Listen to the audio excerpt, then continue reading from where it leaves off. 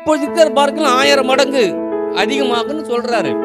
இந்த அதிகமாகுன்னு சொல்லும் போது எத்தனை பேர் அதை நம்புறாங்களோ, விசுவாசிக்கிறாங்களோ, அவங்க வாழ்க்கை அது நடக்கும். எதை ஆமேன் சொல்லுது?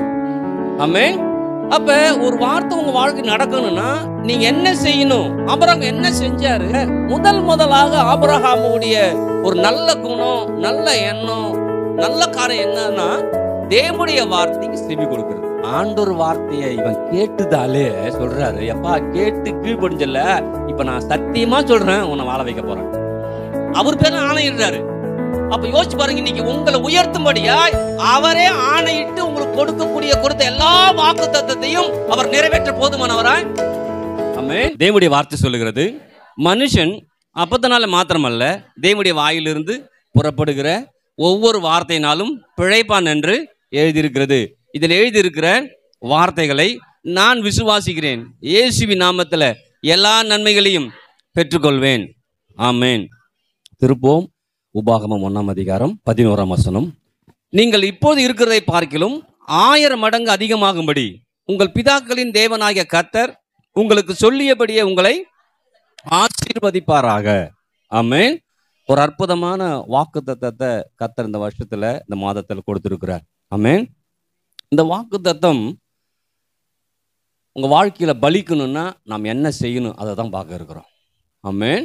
ஏன்னா இங்க இப்போது இருக்கிறதை பார்க்கலாம் 1000 மடங்கு அப்படின்னு சொல்றாரு.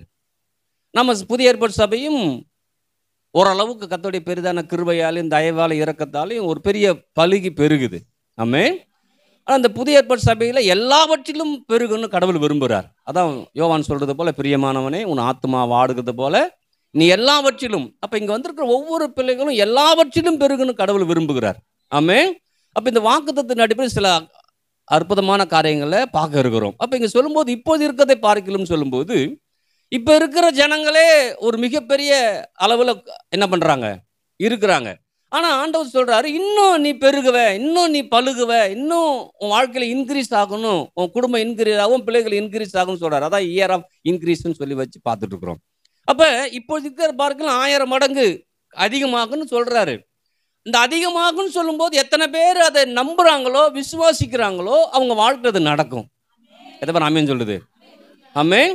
அப்ப ஒரு வார்த்தை உங்க வாழ்க்கை நடக்கணும்னா நீங்க என்ன செய்யணும்? ஆபிரகாம் என்ன செஞ்சாரு?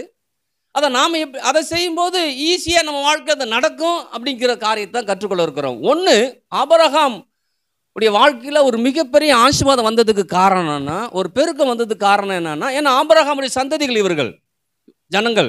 ஜனங்கள் மத்தியில் அவங்க பெருகும் வரும்போது அந்த பழுகவோ பெருகவோ யாரும் அவளை கட்டுப்படுத்த முடியாத அளவுக்கு அவங்க பழுகுறாங்க, பெருகுறாங்க. அது மாத்திரம் இல்ல, பழுகி பெருகி ஒரு லெவலுக்கு வந்திருக்கிறாங்க. ஆண்டவர் சொல்றாரு, இல்லப்பா இதை காட்டிலும் 1000 மடங்குங்கிறார். ஹல்லேலூயா. நம்மளையும் சபையும் கர்த்தர் அப்படித்தான் ஆசீர்வதிக்க விரும்புகிறார். அப்ப எப்படி இவங்க பழுகுனாங்க, எப்படி பெருகுனாங்கன்னு நம்ம பார்க்கணும் இல்லையா? எப்படி பழுகுனாங்க, எப்படி பெருகுனாங்க? முதலாக ஆபிரகாமுடைய ஒரு நல்ல குணம், நல்ல எண்ணம், நல்ல காரியம் என்னன்னா தேவனுடைய வார்த்தைக்கு செவி கொடுக்கிறது. ஹல்லேலூயா. இன்னைக்கு நம்ம வாழ்க்கையில பழுகணும், பெருகணும், வாழ்க்கை நல்லா இருக்கணும், முன்னேறணும், சாதிக்கணும்னு சொல்லும்போது முதல்ல செய்ய வேண்டியது நமக்கு என்ன செய்யணும்னா, காது கொடுத்து கர்த்தருடைய வார்த்தை கேட்கணும். ஹல்லேலூயா. நீங்க கேட்கலாம், அப்ப நான் காது கொடுத்து கேட்கலையா? கேட்குறோங்க. கேட்கும் போதே தெரியும். ஒரு பிள்ளைகிட்ட போய் ஒரு பொருளை எடுத்துருவான்னு சொல்லுவோம் பாருங்க, அது போகும்போதே போயிட்டு அங்கே போனோடனே பொருளாக இருக்கும், ஆனால் அதுக்கு தெரியாது. திரும்ப வந்து கேட்கும், என்னம்மா சொன்னேன்னு. அப்போ போனியே என்னதான் செஞ்ச அப்படின்னா, போனந்தான், ஏதோ சொன்னதான். இன்னைக்கும் கிறிஸ்தவ வாழ்க்கையில் அப்படிதான் நிறைய பேர் இருக்கிறாங்க. ஆனால் ஆபிரகாம் அப்படி இல்லை. இந்த காலவேளை உங்களை பார்த்து சொல்கிறேன், ஆபிரகாம் எப்படி கர்த்தருடைய வார்த்தைக்கு செவி கொடுத்தானோ, அதே போல நாம் கர்த்தருடைய வார்த்தைக்கு செவி கொடுத்தோம்னா அவன் வாழ்க்கையில் எப்படிலாம் கர்த்தர் ஆசீர்வாதங்களை கொடுத்தாரோ அதை காட்டிலும் மேலாய் நமக்கு கொடுப்பார். அப்ப ஆபிரகாம் என்ன பண்ணான்? கர்த்தருடைய வார்த்தைக்கு செவி கொடுத்தான். அவ்வளோதான். உபாகமம் 28ஆம் அதிகாரத்தில் படிக்கும்போது 1 முதல் 14 வரைக்கும் அந்த ஆபிரகாமுடைய ஆசீர்வாதம்னு எல்லா வேதவர்களும் சொல்லுவாங்க. சொல்லும்போது முதல் வசனம் படிக்கலாமா? உபாகமம் 28:1. இன்று நான் உனக்கு விதிக்கிற உன் தேவனாகிய கர்த்தருடைய செய்ய நீ கவனமா இருக்கும்படிக்கு அவர் சத்தத்திற்கு அப்படியே நிறுத்துங்க. இப்ப மெயின் இதுல என்ன வசனத்துல மெயின் சத்தத்துக்கு செவி கொடுப்பாயானால். அப்ப யோசிச்சு பாருங்க, ஆபிரகாம் அன்னைக்கு வாழ்ந்த நாட்கள்ல ஆண்டவர் சொன்ன வாக்கு தத்தத்தின்படி அவன் வாழ்க்கை இல்லை. அவன் வாழ்க்கை எப்படி இருந்துச்சு, அவனுடைய மனைவி வாழ்க்கை எப்படி இருந்துச்சு, அவனுடைய வாழ்க்கையை சொல்லிக்கிற மாதிரி ஒன்றும் இல்லை. அதே சமயத்தில் மனைவிக்கு கூப்பிடும்போது ஆண்டவர் வாக்குத்தத்தத்தை எப்படி கொடுக்குறாரு பாருங்க. நான் உன்னை பெரிய ஜாதியாக்கி உன்னை ஆசீர்வதித்து உன் பேரை பெருமைப்படுத்துவேன், நீ ஆசீர்வாதமாக இருப்பாய் அப்படின்னா ஆரம்பித்து வாக்குத்தத்தம் கொடுக்குறாரு. ஆனால் உண்மையிலே அந்த வாக்குத்தத்தத்துக்குரிய மாதிரி அவன் வாழ்க்கை இருந்துச்சுன்னா இல்லை. ஏன்னா அவங்க மனைவி பற்றி சொல்லுது 11ஆம் அதிகாரத்தில் மலடியாக இருந்தாங்களாம். 11ஆம் அதிகாரம் 30ஆம் வசனம். சாராய்க்கு பிள்ளை இல்லை, மலடியாய். நீங்கள் யோசிச்சு பாருங்களேன், நம்ம சபைக்கு ஒருத்தவங்க திருமணமாகி வராங்க, அவங்களுக்கு கர்ப்பப்பையே இல்லை, கர்ப்பப்பையே அவங்களுக்கு இல்லை. அவங்க எதுக்கு வராங்க? கர்ப்பப்பையே இல்லைன்ட்டு வராங்க. ஆனால் கர்த்தர் என்ன கொடுக்குறாரு வாக்குத்தத்தம்? நான் உன்னை பெரிய ஜாதியாக்கி உன்னை ஆசீர்வதித்து உன் பேரை பெருமைப்படுத்துன்னு சொல்லும்போது அவங்க என்ன பண்ணணும்? முதல்ல ஆண்டவரே இந்த வார்த்தையை என்ன பண்ணுறான்னா கேட்குறேன்னு வரணும். ஆனால் அவங்க நிலை எப்படி இருந்துச்சு? கர்ப்பப்பையே இல்லை. ஏன்னா சாராய் கர்ப்பப்பை இருந்தாலும் புண்ணியமும் இல்லை. ஏன்? வயது ஆயிடுச்சு இல்லையா? அப்போ யோசிச்சு பாருங்க, ஆண்டவர் வாக்குத்தத்தம் கொடுக்கும்போது அந்த வாக்குத்தத்தத்துக்கு ஏற்ற சூழ்நிலை அவர்களுக்கு இல்லை. இன்னைக்கு உங்களை பார்த்து சொல்றேன், வாக்குத்தத்தம் இப்போது இருக்கிறத பார்க்கலாம் 1000 மடங்கு அதிகமாகும்னு சொல்லும்போது அதற்கேற்ற சூழ்நிலை இல்லை. அந்த சூழ்நிலை இல்லைன்னாலும் அந்த வாக்குத்தத்தத்தை நீங்கள் செவி கொடுத்து கேட்கும் போது, அந்த வாக்குத்தத்தத்தை எப்படி செவி கொடுத்து கேட்குறீங்களோ அப்போதான் ஒரு செயலுக்குள்ளார வருவோம். அந்த வாக்குத்தத்தத்தை ஆபிரகாம் கேட்குறான். கேட்டதால தான் அந்த 12ஆம் அதிகாரத்தில் வாக்குத்தத்தம் கொடுக்குறாரு பாருங்க. 12ஆம் அதிகாரத்தில் கொடுத்த பிறகு 4ஆம் வசனம் சொல்லும்போது சொல்றாரு பாருங்க, கர்த்தர் ஆபிரகாமுக்கு சொன்னபடியே. அப்ப யோசிச்சு பாருங்க, ஆபிரகாமுக்கு வார்த்தை வருது, அந்த வார்த்தையை நம்புறான். 2வது சரிங்க, செவி கொடுத்து என்ன பண்றான்? கேட்குறான். கேட்ட வார்த்தையை என்ன பண்றான்? நம்புறான். அப்ப யோசிச்சு பாருங்க, வாக்குத்தத்தத்துக்கும் வார்த்தைக்கும் சம்பந்தம் இல்லை. சம்பந்தமே இல்லைனாலும் கர்த்தர் ஆண்டவர் சொன்னதை அவர் என்ன பண்றான்? அவன் கேட்குறான். கேட்கறதா முதலாவது. அதுதான் அந்த நம்பிக்கை. விசுவாசம் எப்படி வருது? விசுவாசம் எப்படி வருது? கேள்வியால வருது. கேட்கிற தேவனுடைய வார்த்தையால விசுவாசம். அப்ப யோசிச்சு பாருங்க, ஆபிரகாம் என்னதான் பண்ணா விசுவாசம் வருவதுக்கு? தேவனுடைய வார்த்தை கேட்டுக்கிட்டே இருந்தான். தேவனுடைய வார்த்தை கேட்கும் போதெல்லாம் அந்த கேட்ட வார்த்தை தான் நிறைவேறுதை தவிர பார்க்கறதும் வாழ்க்கையில அனுபவிச்சிருக்கிறதும் மாறுது. இன்னைக்கு நம்ம வாழ்க்கையில் நடக்கிற காரியங்கள் மாறணுமா? என்ன செய்யணும்? நாம தேவனுடைய வார்த்தையை செவி கொடுத்து கேட்கணும். அல்லேலூயா சொல்றாரு, என் சத்தத்துக்கு செவி கொடுத்தால் என்ன சொல்றாரு பாருங்க அந்த வசனம் 28:1, உண்மையை செவி கொடுப்பாயானால் உன் தேவனாய கர்த்தர் பூமியில் உள்ள. அப்ப யோசிச்சு பாருங்க, ஆசீர்வாதம் பெருசு. அந்த ஆசீர்வாதமான வார்த்தைகள் வரும்போது இப்ப உங்களை பார்த்து கர்த்தர் சொல்றாரு, உன் தேவனாகிய கர்த்தர் பூமியில் உள்ள சகல ஜாதிகள் உன்னை. இப்போ உங்களை பார்த்து கர்த்தர் சொல்றாரு, நான் உன்னை பூமியில் இருக்க எல்லா ஜாதி ஜனங்களுக்கான உன்னை மேன்மை என்ன பண்ணுவேன் வைப்பேன்னு சொல்லும்போது நீங்க ஒன்று நினைச்சிட்டு வர்றீங்க, இது நடந்தா போதும். ஆனா ஆண்டவர் சொல்ற இந்த வார்த்தை கொடுக்குறாரு. கொடுக்கும்போது நீங்க இந்த வார்த்தைக்கு செவி கொடுக்கும் போது நீங்க நினைச்சிட்டு வந்ததும் நிறைவேறும். அல்லேலூயா. எத்தனை பேருக்கு புரியுது? அப்ப ஆபிரகாம் முதல்ல என்ன பண்ணா? வார்த்தைக்கு செவி கொடுத்தான். சொல்லுங்க, வார்த்தைக்கு. இந்த வார்த்தைக்கு செவி கொடுத்தது தான் வாழ்க்கையில பலத்த காரியத்தை. இன்னைக்கு நம்ம வாழ்க்கையில காது கொடுத்து நம்ம கேட்காம விட்டுறோம். ஒருவேளை இங்க கேட்குறோம், ஒரு மணி நேரம் அந்த பிரசங்கத்தை கேட்குறோம், அதோட விட்டுறோம். ஆனா வீட்டுக்கு போன பிறகு வேற என்னென்னமோ கேட்குது. என்னென்ன பண்ணுது? சண்டை கேட்குது, சச்சரவு கேட்குது, குறைவு கேட்குது, பிரச்சனை கேட்குது, நோய் நம்மகிட்ட ஏதாவது வருதுன்னா அதுவும் பேசுது நம்மகிட்ட. அப்ப எது கேட்கணுமோ அதை கேட்க மாட்டேங்குது, எது கேட்கக்கூடாது அதெல்லாம் என்ன பண்ணுது? அப்ப இந்த 1 மணி நேரம் கேட்கறது எப்படிப்பட்ட நிலையம் ஆயிடுது தெரியுமா? அந்த 4 விதமான நிலத்தை பத்தி சொல்றாரு இல்லையா? வழியருக, கற்பாறை, முள்ளுள்ள, இந்த மாதிரி சூழ்நிலை ஆயிடுது பாருங்க. அப்ப போகும்போது வார்த்தையோட தான் போறோம். ஆனா போகும்போதே வழியருக மாதிரி பிரச்சனை இருக்குது, கற்பாறை மாதிரி பிரச்சனை இருக்குது, முள்ளுள்ள இடம் மாதிரி பிரச்சனை இருக்குது. எல்லாத்தையும் நெருக்கி போட்டுருது பாருங்க. நெருக்கி போட்ட உடனே வார்த்தையை என்ன பண்ணுது? மறந்துடுது. திரும்பவும் என்ன பண்ற சபைக்கு? ஆனா இன்னைக்கு சொல்றேன், கேட்கும் போதே உங்களுக்குள்ளார விசுவாசத்தை தூண்டக்கூடிய அளவுக்கு நீங்க கேட்கணும். அதுக்காக தான் ஆவியார் உங்களுக்கு உதவி செய்வார். இங்க பாடலாம் எதுக்கு பாடுறது? ஆண்டவர் உங்களோடு இடைப்பட்டு உங்களுடைய எல்லா காரியத்தையும் மறக்க வச்சு, உங்க எண்ணங்களை மாத்தி, சிந்தனைகளை மாத்தி, வார்த்தைகள் வரும்போது அதை அப்படியே ஏற்றுக்கொள்ளக்கூடிய இருதயமா ஆண்டவர் என்ன பண்ற? உங்க இருதயத்தை மாத்துகிறார். இங்க மாத்தும் போது நீங்க உங்களுடைய இருதயத்தை மாற்றி அந்த வார்த்தையை செவி கொடுத்து கேட்கிறத உள்ள என்ன பண்ணும்? வைக்கணும். எத்தனை பேர் அமேன் சொல்லுது?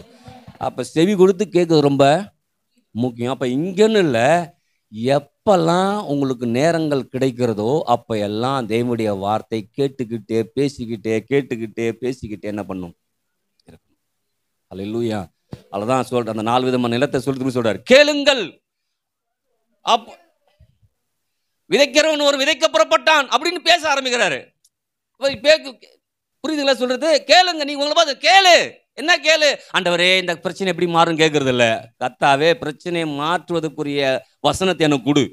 அதை நான் கேட்கிறேன், அதை நான் பேசுறேன். அதை நான் கேட்கும் போதும் பேசும்போதும் எனக்குள்ளார பெரிய மாற்றங்கள் உண்டாகும். என்ன உண்டாகும்னா, எனக்கு ஒரு நம்பிக்கை உண்டாக ஆரம்பிக்கும். எப்படி ஆபிரகாம் ஆண்டவர் சொன்னபடியே அவன் புறப்பட்டு போனானோ, அதே போல இன்னைக்கு கால வேலை வந்திருக்கிறீங்க, கர்த்தருடைய வார்த்தை கேட்குறீங்க, கேட்டு நீங்க புறப்பட்டு போகும்போது ஒரு நம்பிக்கை விசுவாசம் வரணும். அப்படி வரும்போது பெரிய மாற்றங்கள் உங்க வாழ்க்கையில் ஏற்படும். அதை விட்டுட்டு அவிசுவாச வார்த்தைகளை சொன்னாருதான், ஆனா எனக்கு அது சாத்தியம் இல்லை அப்படின்னு போனீங்கன்னா அது வழி அருகே முடிஞ்சிச்சு.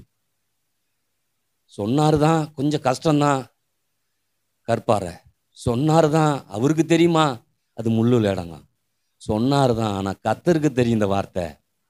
கர்த்தருடைய வார்த்தை நான் உள்ள என்ன பண்றேன்? வைக்கிறேன். அது வெறுமையா என்ன பண்ணாது? திரும்பாது. அது அனுப்பின காரியம் வாய்க்கும். அன்னைக்கு ஆபிரகாம் தன்னுடைய வாழ்க்கையின் சூழ்நிலைகள் அவனுக்கு சாதகமா இல்லை, ஆனா கர்த்தருடைய வார்த்தை சாதகமா வருகிறது. அந்த சாதகம் வரக்கூடிய வார்த்தையை அவன் கேட்டான். கேட்டு நம்பிக்கைக்குள்ளார போனான், விசுவாசத்துக்குள்ளார போனான். 3வது ஒரு படிக்கு போறான் பாருங்க. அந்த வார்த்தையை கேட்க கேட்க கேட்க அவனுக்குள்ளார நம்பிக்கை வருகிறது.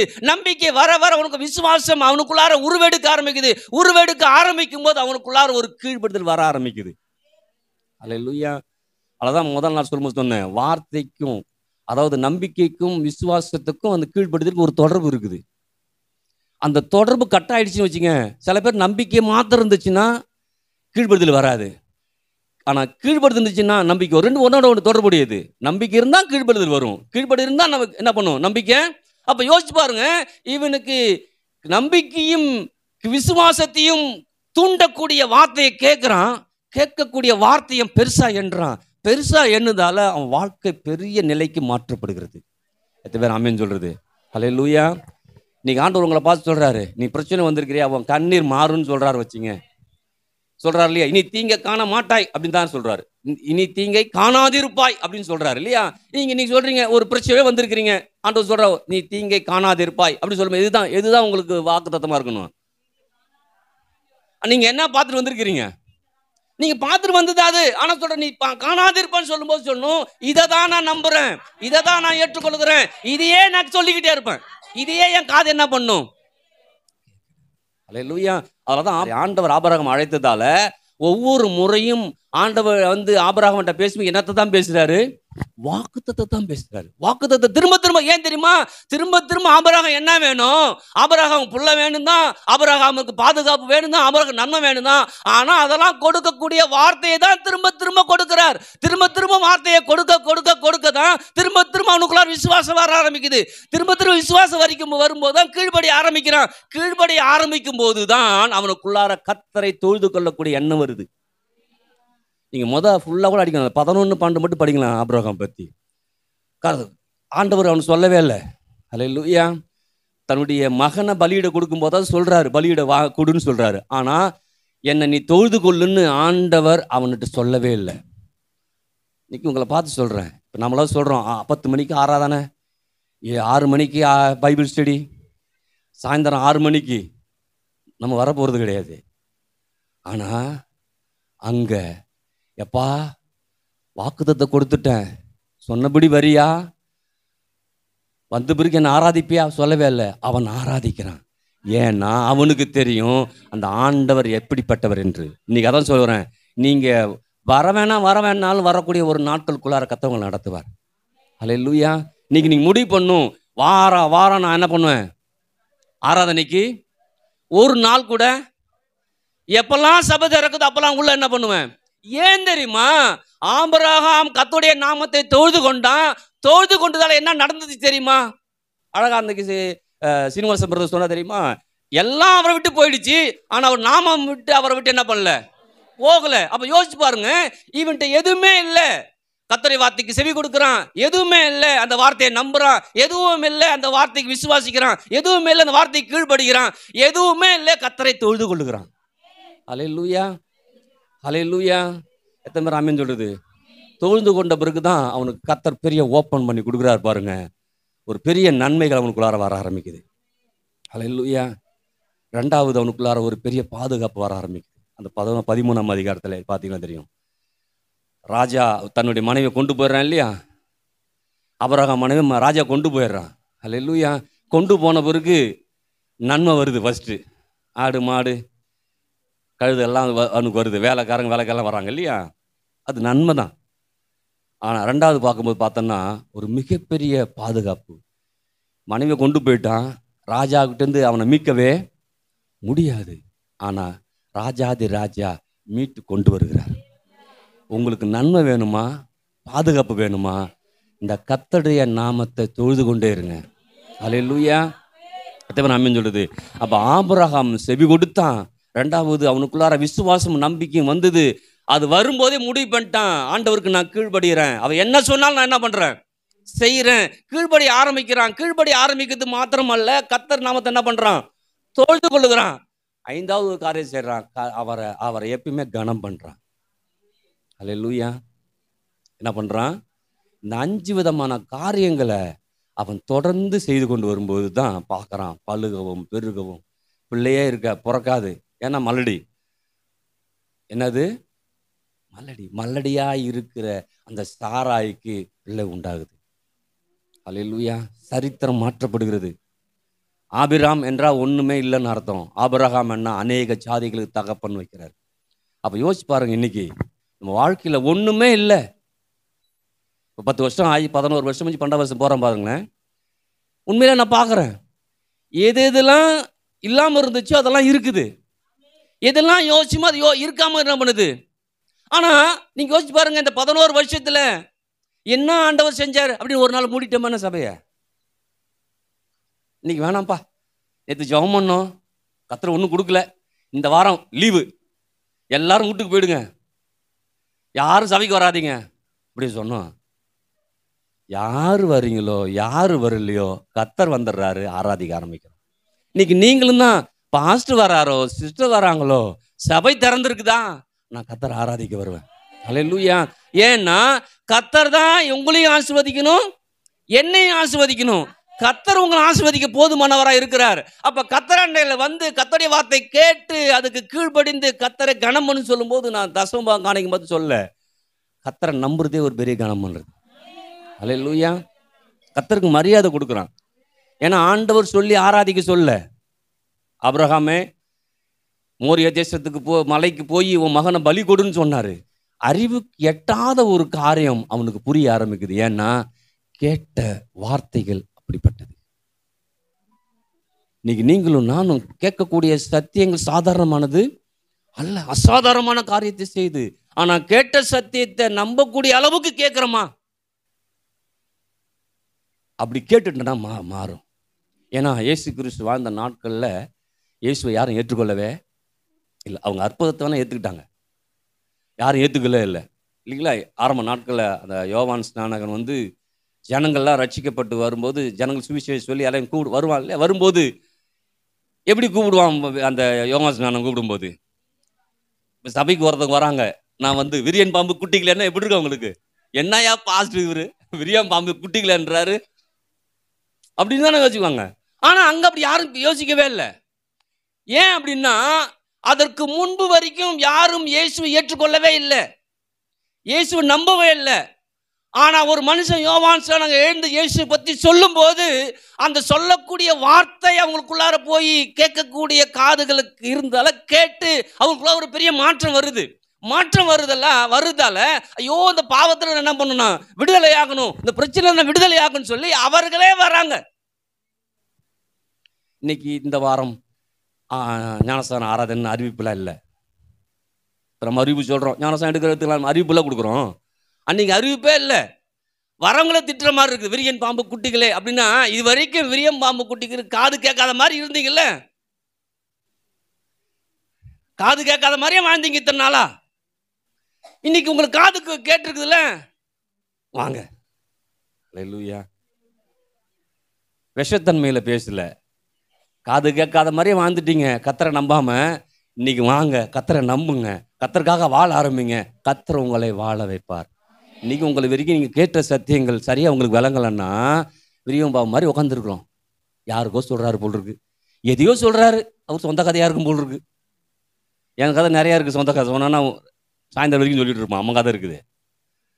ஆனால் சொந்த கதை ஆபிரகாம் மட்டும் சொல்ல. ஆபிரகாம் ஆகாம நீ உனக்கு உன் மனைவிக்கு மலடி தான்ப்பா, எனக்கு தெரியும், நான் ஜெபம் பண்ணேன், கட்ட ஆண்டவருக்கு காமிச்சிட்டாரு அப்படி சொன்னார். ஏதாவது எந்த கதையும் சொல்லல. நான் யாருங்கிறது வாழ்க்கையில் வெளிப்பட போகுது. அல்லேலூயா. நான் உன்னை பெரிய ஜாதியாக்கி, நான் உன்னை ஆசீர்வதித்து, நான் உன் பேரை பெருமைப்படுத்துவேன், நீங்களும் நானும் ஆசீர்வாதமா இருக்குன்னு வார்த்தைகளை கொடுக்குறாரு. கொடுக்குற வார்த்தை என்னது தான்? வானத்தையும் பூமியும் உண்டாக்கின வார்த்தை, உங்க வாழ்க்கையை மாற்றக்கூடிய வார்த்தை, உங்க காரியங்களை மாற்றி அமைக்கக்கூடிய வார்த்தை. இது வரும்போது இது எனக்கு வந்தது, இது என்னுடைய சொந்தம், நான் சொந்தம் பாராட்டுறேன், இந்த வார்த்தையை கேட்கிறேன். இது கேட்கறது மாத்திரம் தொடர்ந்து கேட்பேன். நம்ம சபையில் இருக்கிற பெரிய டிராபேக் என்ன தெரியுமா? கரெக்டாக ஞாயிற்றுக்கிழமை வந்து கேட்கும், அதோட சரிதான். இன்னைக்கு வந்துட்டோம், எப்படியே தப்பிச்சு வந்துட்டோம் வச்சுக்கலாம். அடுத்த வாரம் யாராவது ஒருத்தவங்க செத்துருவாங்க, யாராவது கல்யாணம் இருக்கும், இல்லை இவங்களுக்கே பலவீனமா ஆயிடும். இவங்களுக்கு பலவீனமா ஆன பிறகு ஏதோ ஒரு வேலை இருக்குதுன்னா முதல்ல பிசாசு எதை சொல்லுவான்? சபைக்கு போவாதான் சொல்லுவான். எதை சொல்லுவான்? நாமளும் என்ன பண்றோம்? ஆக்சுவலா பலவீனம்னா எங்க தான் வரணும், ஆனா பலவீனம் தான் வர மாட்டேன். உடம்பு சரியில்லை சார் ஐயா, அதனால வரல. அப்படின்னா என்ன அர்த்தம்னா, இங்க ஏசு சுகமாக்க மாட்டாரு, அந்த அரசு ஆரம்ப சுகாதார நிலையம் மட்டும் என்ன பண்ணுவோம்? சுகமாக்கும். அதனால அவங்களே பார்த்துட்டேன் நானு, அவங்க ஒரு மாத்திரை கொடுத்தாங்களா, அதை போட்டுக்கிட்டா சரியான பிறகு என்ன பண்றேன்? நான் சொல்ல தவறா நினைக்காதீங்க, நம்முடைய மைண்டை அப்படிதான் பிசாசு திருப்புவான். அல்லேலூயா. அவன் கொடுக்குற மாத்திரையை முன்னாடியே போட்டு எப்படினாலும் மாத்திரை போட தான் போறான் இல்லைங்களா? நான் இன்னைக்கு நாளைக்கு ஞாயிற்றுக்கிழமை நீ உடம்பு சரியில்லை போச்சு, நான் அங்கே போய் மாத்திரை வாங்கி சீட்டை எழுதி ஆஸ்பத்திரியில் அலைஞ்சி திரிஞ்சு ஒரு ஊசியை குத்தி அம்மானு வாங்கி அப்புறம் அந்த மாத்திரை வாங்கி போட்டு படுக்கிறத காட்டிலும் முதல் நாளே இந்த மாத்திரையை போட்டு கொஞ்சம் சரியாகி அப்பா குத்திரு கொலவீரம் வந்துட்டேன் என்னை சரிப்படுத்துன்னு வந்தபோது முழு சுகத்தையும் கத்தனை பண்ணுவார். நம்ம என்னன்னா பிசாசுக்கு தெரியும், இவன் உள்ளே போனால் கேட்டுருவான், கேட்டானா அவனுக்கு நம்பிக்கை வந்துடும். நம்பிக்கையானா எனக்கு கீழ்ப்படி மாட்டான், இந்த வார்த்தை கீழ்ப்படி ஆரம்பிச்சிருவான். வார்த்தை கீழ்ப்படிச்சிட்டுன்னா ஆண்டவரே ஆராதிக்க ஆரம்பிச்சிருவான், அப்புறம் ஆண்டவரே கணம் பண்ண ஆரம்பிச்சிருவான். இவன் வாழ்க்கை உயர்ந்துடும். அப்போ எதை பிடிச்சி இழுக்கலாம்? முதல்ல ஆராதனைக்கு போகாம கொதிக்கிறத நிறுத்துறா, எரியறது இழுத்தா, அப்போ அவனுக்கு தெரிஞ்சிச்சு நம்மளை எப்படி வீழ்த்தலான்னு. அவன் கரெக்டாக வீழ்த்துறான். நாமளும் என்ன பண்ணுறோம்? சரியாக வீழ்ந்துட்டு அடுத்த நாள் ஆண்டவரே அடுத்த வாரத்திலே நான் நிற்கவே கூடாது ஆண்டவரே, உசுறு போனா கூட நீங்க தான் எனக்கு உசுறுன்னு வந்துடுறேன். நீங்க ஏன்னா எனக்கு ஆச்சரியமா இருந்துச்சு. தொழுது கொள்ளுதல் அப்படி என்பது இப்ப நமக்கு தெரியும், ஆபிரகாமுக்கு தெரியாது. இப்ப நமக்கே நீ யோசிச்சு பாருங்க, நீங்க போய் யாராவது சபைக்கு கூப்பிடுங்களா வாங்க அப்படின்னு சொன்னா, ஏன்னா இன்னைக்கு தான் புள்ளியோ வீட்டில் இருக்கும், புருஷன் வீட்டில் இருப்பாரு, கறியாக்கணும், ஏன்னா இது ரொம்ப முக்கியமான நாள் ஆயிடுது இல்லையா? மற்ற நாள்னா வரேன் சார், இன்னைக்கு வர முடியாதுங்கிறான். ஆனா என்னைக்கு தான் நமக்கு வச்சுக்கிறோம்? இன்னைக்கு தான் வச்சுக்கிறோம் இல்லையா? இப்ப என்ன யோசிக்கிறாங்க ஜனங்கள்லாம்? இருக்குது ஒரு நாள், இன்னைக்கு புருஷனுக்கு சமைச்சு கொடுக்கவும் பிள்ளைக்கு பார்க்கவும் கரெக்டா இருக்கும், அப்போதானே. ஏன்னா இந்த நாட்கள் வெளியில விடாதவர் நிறைய வச்சுக்கிறான். நம்ம பார்க்குறோம், கல்யாணம் மஞ்சள் தண்ணி எப்போதான் வைக்கிறான்? ஞாயிற்றுக்கிழமை தான் வைக்கிறாங்க. எங்கள் வீட்டுக்கு ஏத்தால ஒரு சார் வச்சார் பாரு கல்யாணம். ஒரு கல்யாண மண்டபத்துக்கு ஒரு 16 லட்சம் செலவு பண்ணார். எங்களை வருந்தி கூப்பிட்டாரு, வாங்க சார் வாங்க சார் வாங்க சார் வந்தாரு. சார் என்ன சார் ஞாயிற்றுக்கிழமை, ஐயோ ஞாயிற்றுக்கிழமை மட்டும் முடியாது சார், ஏதாவது கொஞ்சம் ட்ரை பண்ணுங்களேன்னாரு. சரி சார், வராதுக்கு வேணா ட்ரை பண்ணலாம், நான் வர்றதுக்கு ட்ரை பண்ணுவேன். வராதுக்கு வேணா என்ன பண்ணலாம், ட்ரை பண்ணலாம் வர்றதுக்கு. ஆனா இவரை கணம் பண்ணலாமா அவரை கணம் பண்ணலாமா இல்லையா? இவருக்கு தான் அவருக்கு வந்தாரு, இவரு இல்லைன்னா அவர் வந்திருக்குவே. அப்ப யோசிச்சு அதை தான் சொல்றேன், இன்னைக்கு நீங்கள் கேட்கக்கூடிய வார்த்தை உங்களை திருப்திப்படுத்துதில்ல, உங்க சந்ததியே திருப்திக்குள்ளா நடத்த போகுது. அதை தான் சொல்ற, இப்போது இருக்கிறத பார்க்கலாம் 1000 மடங்கு ஆசீர்வாதத்தை கர்த்தர் கொடுக்குற. யார் தெரியுமா கொடுத்தா தெரியுமா? எப்பா நீங்க தானா பழுகல, நீங்க தானா பெருகல. ஆபிரகாம்ங்கிற ஒரு மனுஷனை எடுத்தேன், அவனுக்கு உடன்படிக்கை செய்து அந்த உடன்படிக்கையை காத்து இதுவரையில் நடத்துறேன். அந்த உடன்படிக்கையின் பிள்ளைகளா நீங்க இருக்கிறீங்க. அதனால நீங்க பழுகதான் முடியும், நீங்க பெருகதான் முடியும். நீங்க பழுகணும் பெருகணும், எல்லாவற்றையும் உங்களுக்கு சாதகமா மாற்றிக்கொள்ளணுமா? அங்க முதல்வாதி வசனம் சொல்றாரு, அதுக்கு முடி வசனம் சொல்றாரு பாருங்க.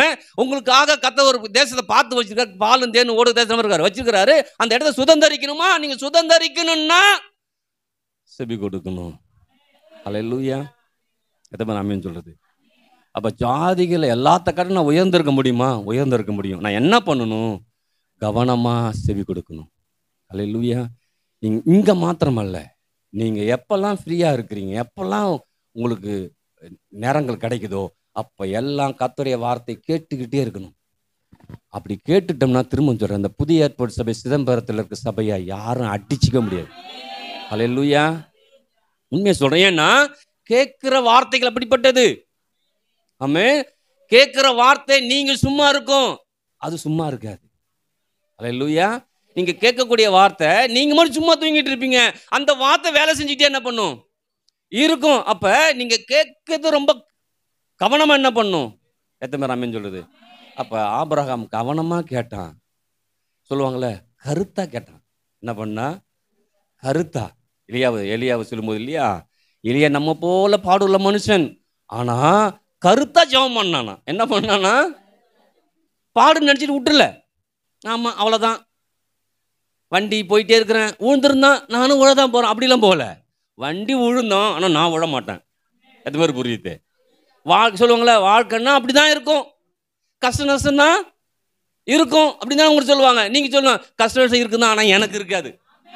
எத்தனை பேர் ஆமென் சொல்லுது? சத்தத்தை காணும். கஷ்ட நஷ்டம் இருக்குன்னா பயந்துக்கிட்டே, உனக்கு வேணா இருக்குன்னா எனக்கு அப்படி சொல்லக்கூடாது, எனக்கு இருக்காது. அல்லேலூயா. ஏன் தெரியுமா? நான் கேட்கக்கூடிய வார்த்தை எப்படிப்பட்டது? அந்த வார்த்தையை நான் கேட்கிறேன், அந்த கேட்கக்கூடிய வார்த்தைக்கெல்லாம் ஒரு பலன் என்ன பண்ணுது? இருக்குது. எத்தனை பேர் காது கேட்குது? காது கேட்குதா? காது இருக்கா?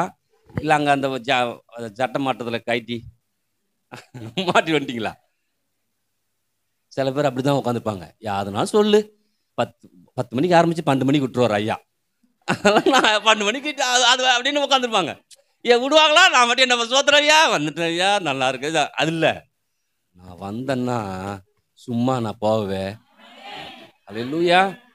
அல்லேலூயா. அதான் அந்த அந்த ஒரு வார்த்தை மாத்திரம் சொல்லுங்க. என் வேலைக்காரன் சோசம் சொல்றான் பாருங்க, 100க்கு அதிபதி பயங்கரமான ஆளு பாருங்க. ஏன்னா அவனுக்கு ஒண்ணு தெரியுது, அந்த சுகத்துக்குரிய ஒரு வார்த்தை மாத்திரம் சொல்லுங்க, அதை வச்சே நான் என்ன பண்றேன் சுகத்தைனா. இன்னைக்கு சொல்றேன், ஒவ்வொரு தேவன் அப்பத்தினால மாத்திரமல்ல, அவனுடைய வாயிலிருந்து புறப்படுகிற ஒவ்வொரு வார்த்தைனாலும் வாழ்வான்னு போட்டுருச்சு. நான் படிக்கிற கேட்கிற அதை விசுவாசிக்கிற ஒவ்வொரு வார்த்தையிலும் நான் என்ன பண்ணுவேன்?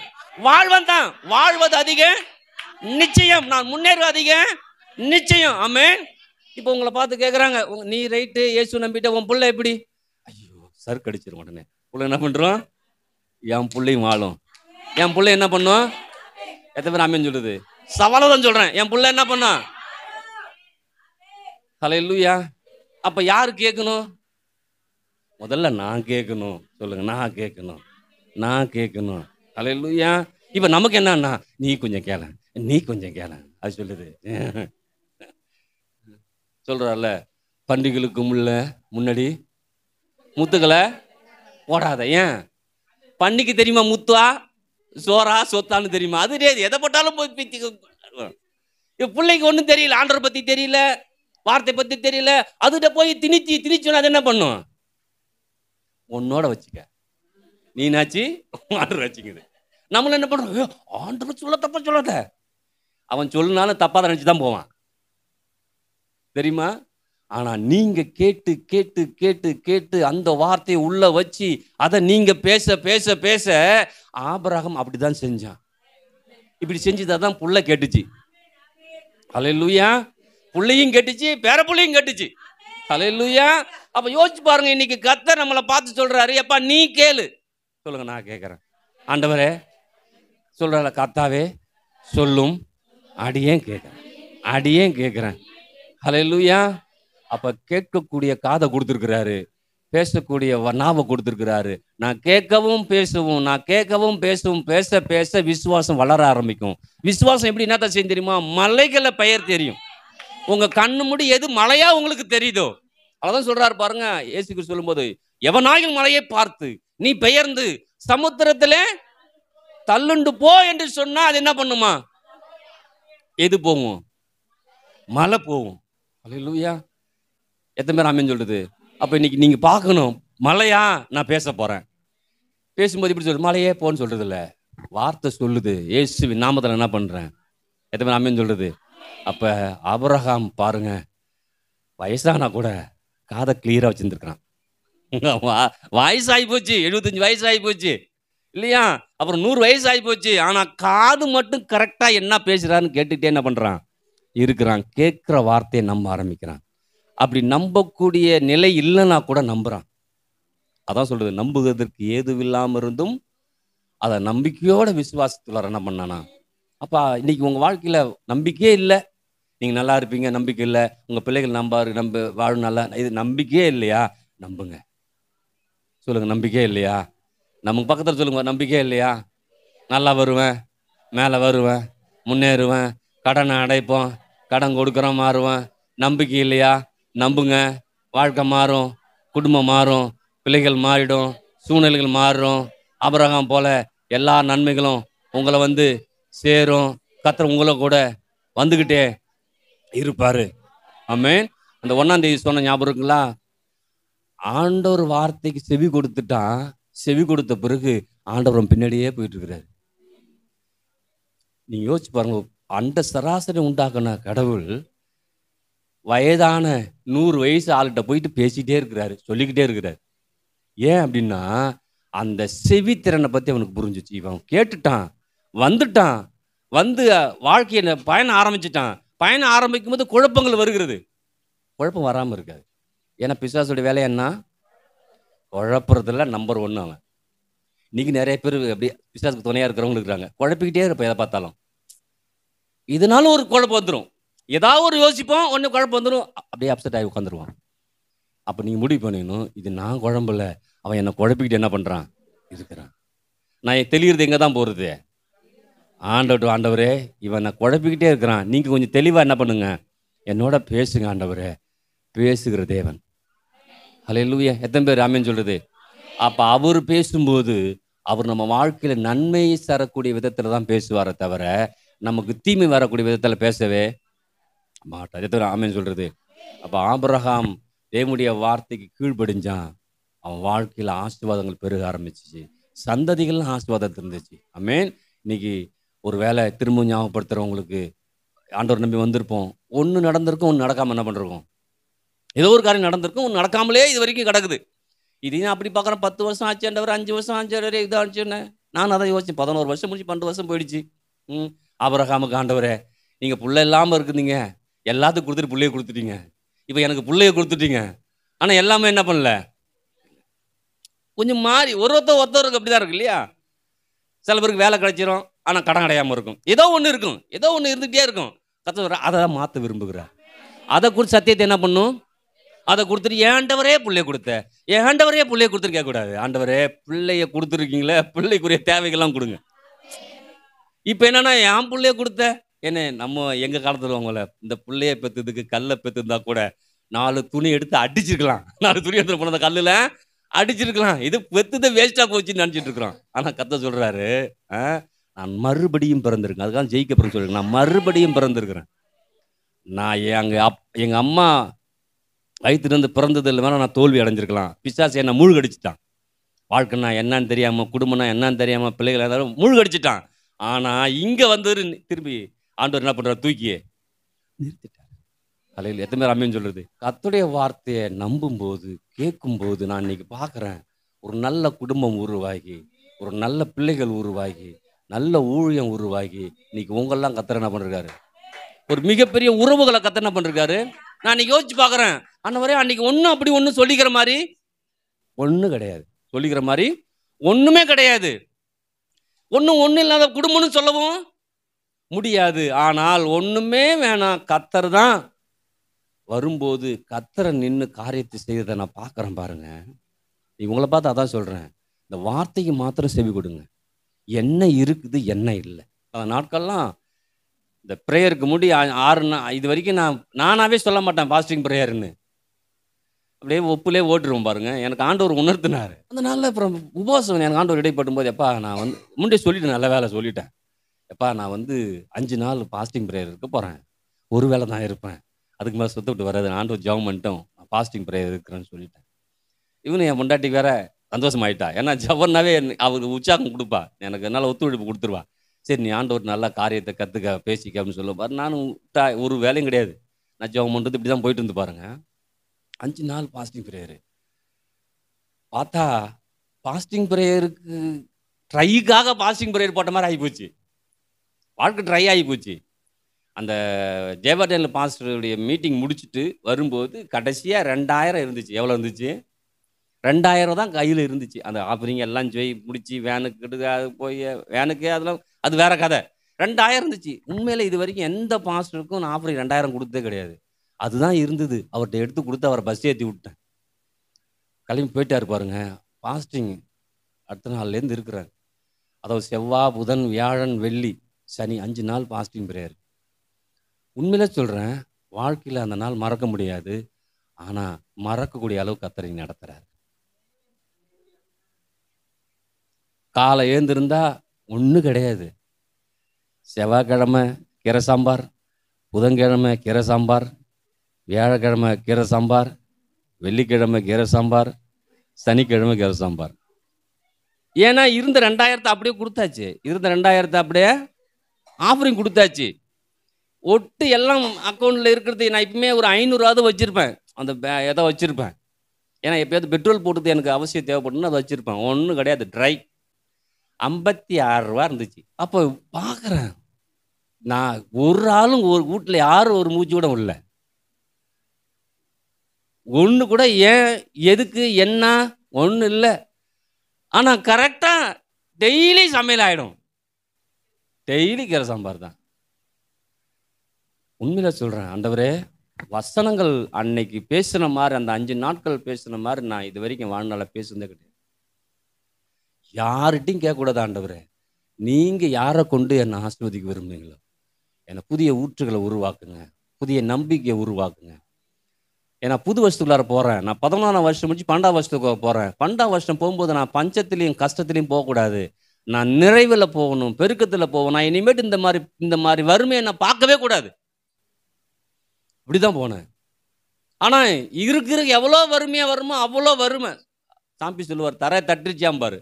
தட்டிடுச்சு, அவ்வளோதான். அதுக்கு மேலே ஒன்றுமே இல்லை. ஆனாலும் ஆண்டவர் கொடுத்த சந்தோஷமும் எனக்குள்ளார இருந்து என்னை உந்தி ஆண்டவர் வார்த்தைகளை தள்ள தள்ள தள்ள தள்ள போயிட்டு இருந்தது பாருங்க.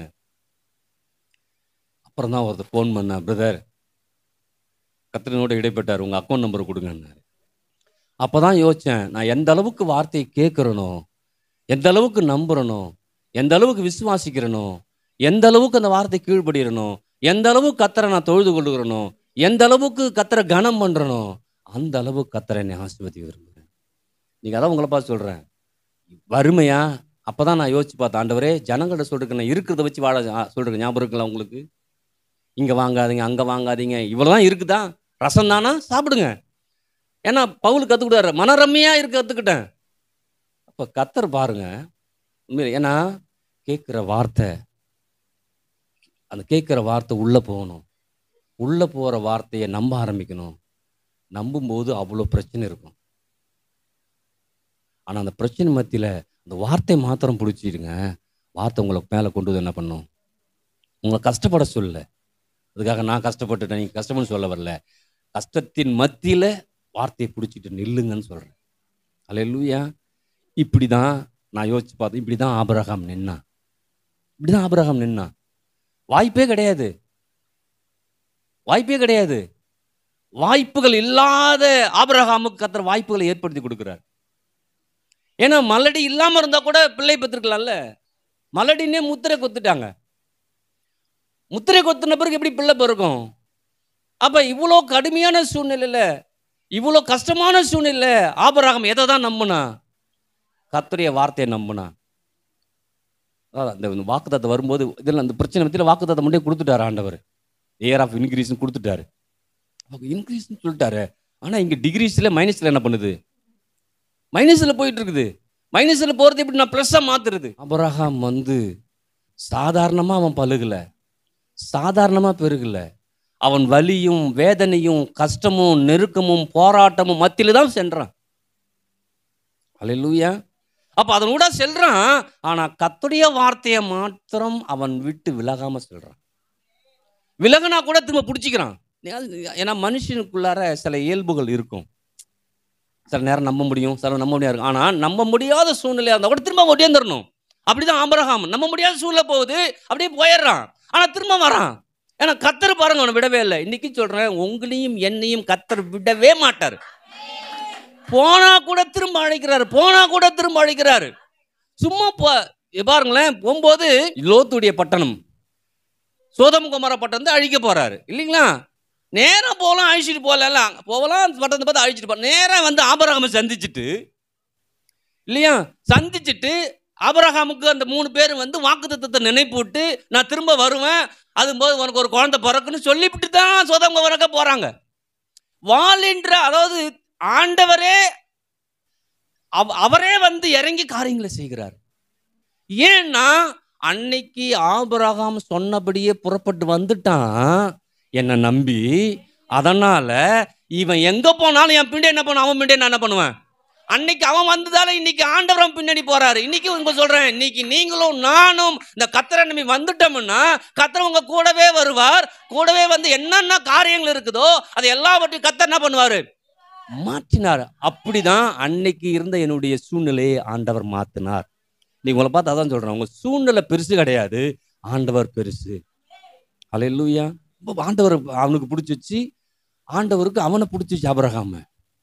ஆண்டவர் அவன் ஆபிரகாம் சொல்றாரு பாருங்க, ஆபிரகாமே உன் பிள்ளையை கூட்டிட்டு போய் அந்த மலையில போய் என்ன பண்ணு பலியிடுன்னு சொல்றாரு. எவ்வளவு சந்தோஷமா போறான் பாருங்க. விடியற் காலமே எழுந்து 3 நாள் பிரயாணம் பண்ணி யோசிச்சு பாருங்க. அதான் சொல்றாரு, நீ என் சொல்லுக்கு கீழ்ப்படிந்தபடியா.